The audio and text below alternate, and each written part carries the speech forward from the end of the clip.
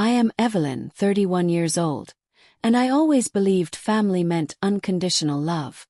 My grandfather, Richard, raised me after my mother died, teaching me values no money could buy.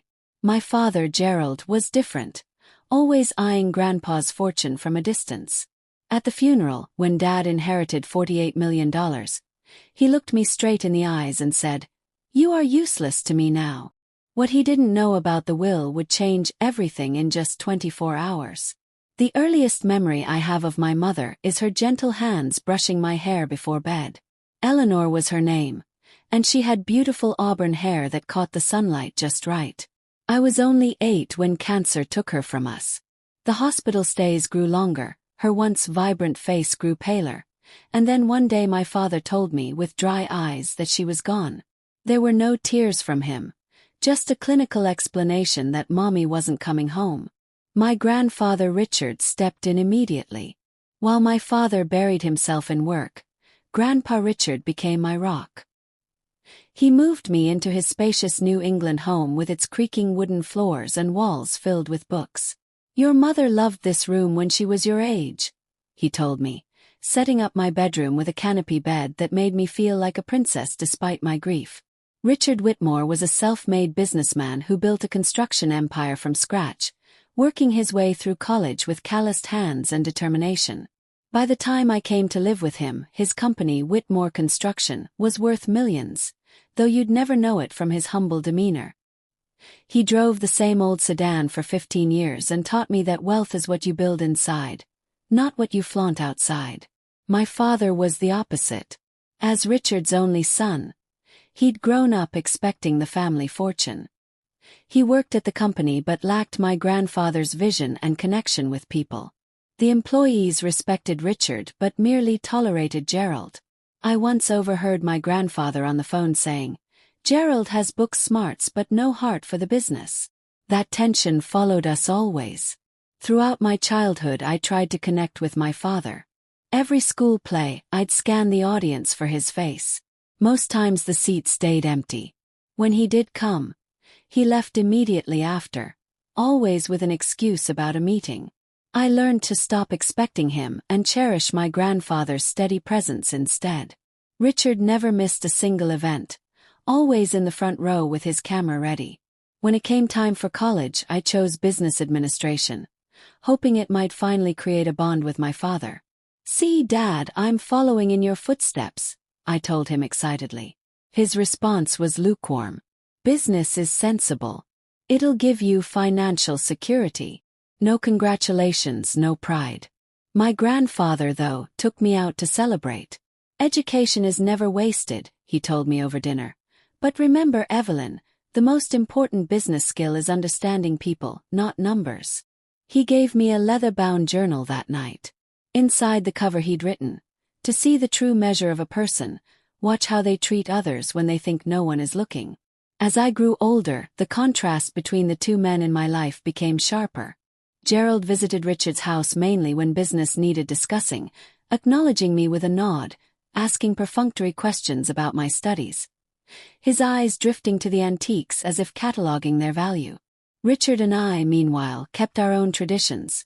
Sunday mornings making Belgian waffles from his mother's recipe, talking about everything from politics to philosophy. "A mind needs exercise just like a muscle," he'd say. Those conversations shaped me more than any classroom ever did. When I graduated with honors, Richard sat proudly in the audience while Gerald claimed a business emergency. That night my grandfather handed me a small box containing my grandmother's sapphire ring. "Your mother wore this on her graduation day too," he said. "Strong women have worn this ring for generations. Now it's your turn." As the years passed, Richard's health began to fail. At 78, his once strong frame grew frail, and doctors diagnosed congestive heart failure. Without hesitation, I moved back into my childhood home to care for him. My marketing job could be done remotely, and nothing mattered more than being there for the man who'd always been there for me. Suddenly, Gerald began visiting more. Weekly now, bringing expensive wine, sitting with Richard reminiscing in a way I'd never witnessed. To an outsider it might have looked like reconciliation, But I noticed how his questions always circled back to the company, the will, the estate. Richard noticed too. "People show you who they are, Evelyn," he told me one evening. "It's not your job to make excuses for them." The doctor's words hit like a blow. 6 months, maybe less. Richard received the news with the same dignity that defined his whole life. "Well then," he said calmly, "we'd better make the most of the time we have left." I packed up my apartment that same day and moved back permanently. Money grew tighter, but that was the least of my concerns. I learned to administer his medications, monitor his oxygen, recognize good days from bad. Despite his weakening body, his mind stayed sharp. "I have no regrets about the business," he told me once, sunlight streaming through the bay windows. "But I do regret the distance with Gerald. I wonder if I pushed him too hard, or not hard enough." I read to him from Hemingway and Steinbeck when he was too tired to hold the books himself. "Life is a collection of stories, Evelyn," he said once. "Make sure yours is worth telling." On good days we sat in the garden he'd tended for decades, roses cultivated with endless patience. "Everything worthwhile takes time," he told me from his wheelchair. "Remember that with people too. The best ones reveal their beauty slowly." During those months Gerald began bringing business talk into his visits. The Harrison contract, profit margins, 5-year projections, while Richard listened politely, catching my eye now and then. After one such visit, he asked me to help him to his study. "Call Nathaniel Cross," he said. "It's time to review some paperwork." Nathaniel had been Richard's attorney for 40 years, a friendship as much as a partnership. He arrived the next day with a briefcase of documents, and the two men spent 3 hours behind closed doors while I waited anxiously outside. When Nathaniel emerged, he patted my shoulder. "Your grandfather is a wise man, Evelyn. Always has been." That night Richard seemed at peace.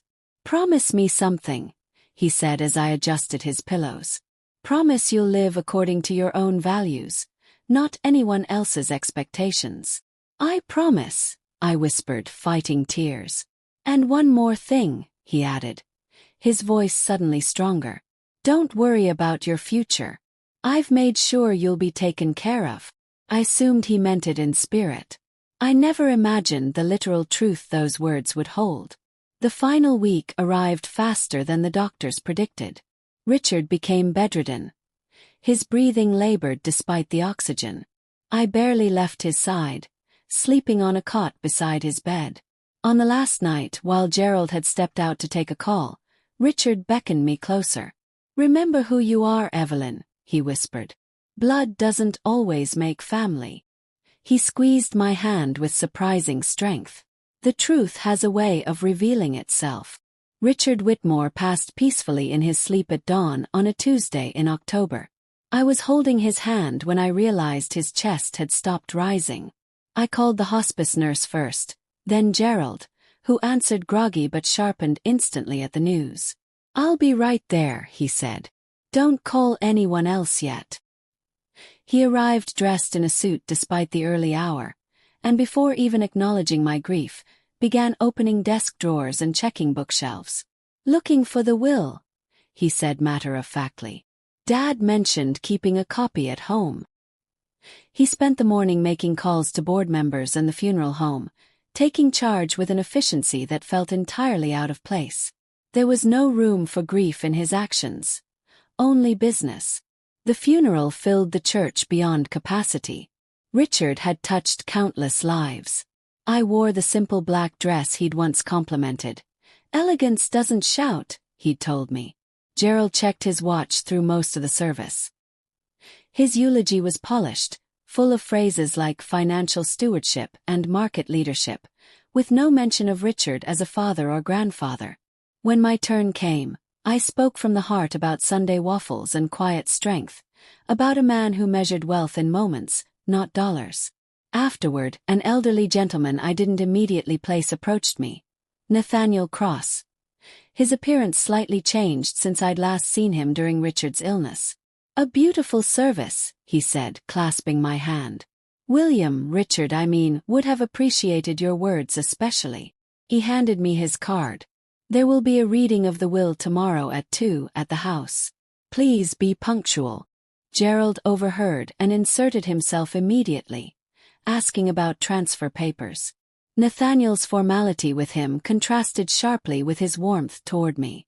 By evening, the house had emptied except for the two of us. "You should pack your things tonight," Gerald said abruptly. "After the reading tomorrow, I'll be moving in. This house has always been meant for the company's CEO." "This is my home," I protested. "I've lived here since I was 8. As a guest of my father," he corrected coldly. "The property belongs to the estate, which transfers to me. You'll need to find your own place."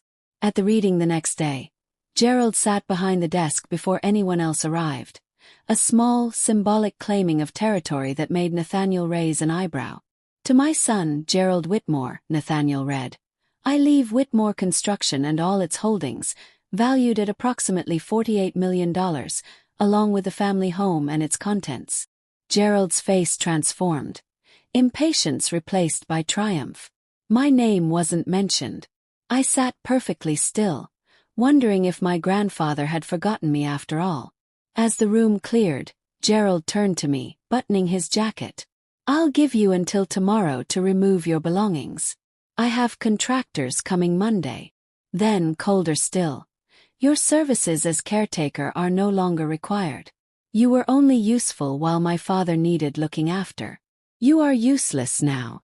The cruelty stole my breath. Years of seeking this man's approval crashed down around me. The next morning, security guards and a locksmith arrived to help oversee the transition. I packed 2 suitcases of 23 years of memories, an antique music box, seashells from summer trips to Willow Bay, hand-knit Afghans my grandmother had made. Gerald checked his watch, impatient even then. One of the guards, helping me to my car, murmured, "I'm sorry, miss," out of Gerald's earshot. I drove to the Maple Inn, a modest hotel with weekly rates, and finally let myself break down completely. Not just for Richard now, but for the father I'd never truly had. The next afternoon, my phone rang with an unfamiliar number. "This is Diane from Nathaniel Cross's office.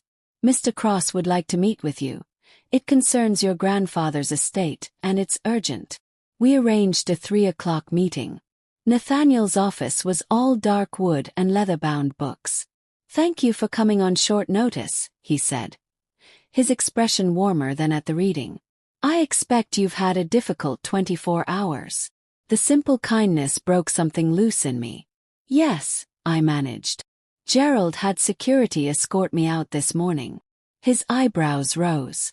"Did he? That's very interesting timing." "What do you mean? Did your father even read the complete will?" I stared at him. "I was there for the reading. He inherited everything." Nathaniel leaned back, fingers steepled. "The primary provisions were read aloud, yes. But did he review the conditions afterward? The clauses?" "He told you to send a summary," I recalled. "He said he'd caught the important parts." A chuckle escaped him. "There's the Gerald I've known for 30 years. Always too impatient for details." He opened a blue-bound document. "Your grandfather anticipated this exact behavior. The inheritance does go to Gerald, but with very specific conditions." He read aloud. "The bequest to my son is contingent upon his agreement to provide lifetime support for my granddaughter, Evelyn, including housing at the family residence, a monthly allowance of $10,000, and coverage of her educational and healthcare costs. Should Gerald fail to fulfill these obligations, or act in a manner causing significant distress or hardship to Evelyn, the entirety of the estate shall immediately transfer to her." The room seemed to spin. "But he already violated that. He threw me out this morning." "Precisely," Nathaniel said, eyes twinkling. "And in doing so, less than 24 hours after the reading, he defaulted on the primary condition. Which means, my dear, that according to the legally binding terms of your grandfather's will, you are now the sole owner of Whitmore Construction and all associated assets. Approximately $48 million. Gasp. "That can't be right." No mistake. Richard knew his son better than anyone. He told me, Gerald will show his true colors within a week. Probably within a day. He was accurate. Why not just leave it to me directly? Yes. He wanted to give Gerald one final chance to be the father he should have been, while protecting you regardless of the outcome. Nathaniel explained there were video messages, meant to be viewed together, the next morning at 10. Before I left, he handed me a card for the estate security company. Why? Yes. He smiled. To change the locks back, of course. It's your house now, Evelyn. That evening I drove to the estate, half hoping Gerald would already be gone, half wanting to see his face when he learned the truth. His car was still in the driveway. When the security team arrived to change the locks, Gerald answered the door himself, his expression sliding from annoyance to shock. What is the meaning of this? There's been a development with the will, I told him. You might want to call Nathaniel cross. Inside the study, I explained the condition he'd violated. His face went pale. That's impossible. Nathaniel would have mentioned something that significant. It was in the full document, which you didn't read. He tried to rally. This is some trick, you two cooked this up, but the words had no real weight behind them anymore. When the security lead asked where to deliver the new keys, Gerald stared at me, the arrogance finally draining from his face. You cannot do this to me, he said, though it sounded more like a question. I didn't do this, I told him quietly. You did. The next morning I arrived at Nathaniel's office early, stomach in knots. You look just like your mother, he said, walking me to the conference room. She had the same quiet strength. At 10 sharp, Gerald strode in with a sharp-featured attorney, Vincent Cole, in tow. This is not a negotiation, Nathaniel reminded them. It's a family matter, as specified in the will. Gerald tried one last angle. Evelyn, this misunderstanding can be resolved easily. I'm prepared to let you stay in the guest house while we sort out a proper arrangement. There's no misunderstanding, Nathaniel said, and dimmed the lights for the first recording. My grandfather's face appeared on the screen, friendlier than I remembered but with the same clear-eyed intensity. If you're watching this, he said to his son, then you've done exactly what I predicted. I gave you one final test, one opportunity to show that family meant more to you than fortune. All you had to do was share your abundance with your daughter. She is the only child you will ever have, and you showed her the same coldness you've shown her whole life. The company now belongs to Evelyn, as does the house and every asset. This is not a punishment. It is the natural consequence of your choices. Gerald sat frozen as the video ended. Then came the second message, and my grandfather's expression warmed. My dearest Evelyn, if you're watching this, everything happened as I anticipated. I'm sorry for the pain Gerald has caused you, but not surprised by it. You've shown me what true family means through your actions, not your words. Whitmore Construction is now yours. The company needs your heart as much as your head. He held up a photo of my mother and me as a child. Eleanor would be so proud of the woman you've become. Lead with compassion, Evelyn, but never confuse it with weakness. You are stronger than you know.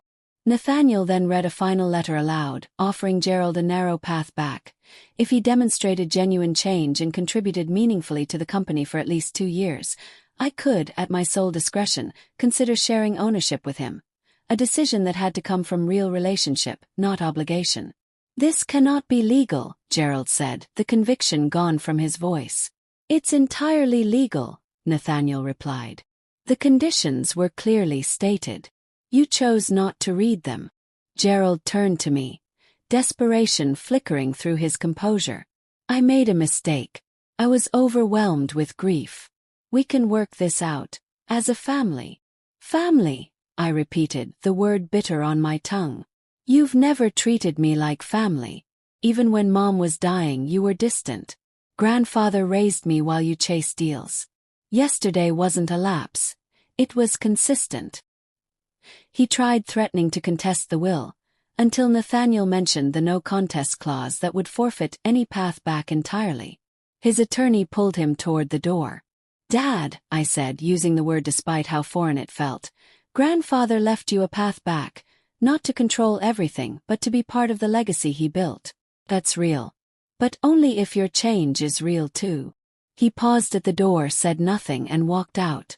My first weeks as owner of Whitmore Construction were a crash course in leadership, reviewing active projects, financial statements, studying the company's history late into the night. Gerald made his first attempt at reconciliation exactly a week later, arriving with an expensive bottle of wine and practiced humility. I'd like another chance, he said, to mentor you in running the company. It was almost convincing, until he mentioned the Harrison contract needed delicate handling. I told him it was already handled. I'd met with the client myself. He couldn't hide his surprise. Over the following weeks he tried different approaches. Vulnerability, old family photos, business contacts paraded in as leverage. Each time I held my boundaries while leaving a door open, as my grandfather had wished. Meanwhile, my marketing background proved unexpectedly useful as we modernized the company's client communications, and the executive team, once wary, began bringing me problems directly. 3 months in, I established the Richard Whitmore Foundation, offering trade education to underprivileged youth. Gerald appeared uninvited at the launch, positioning himself for photos as though he'd helped plan it.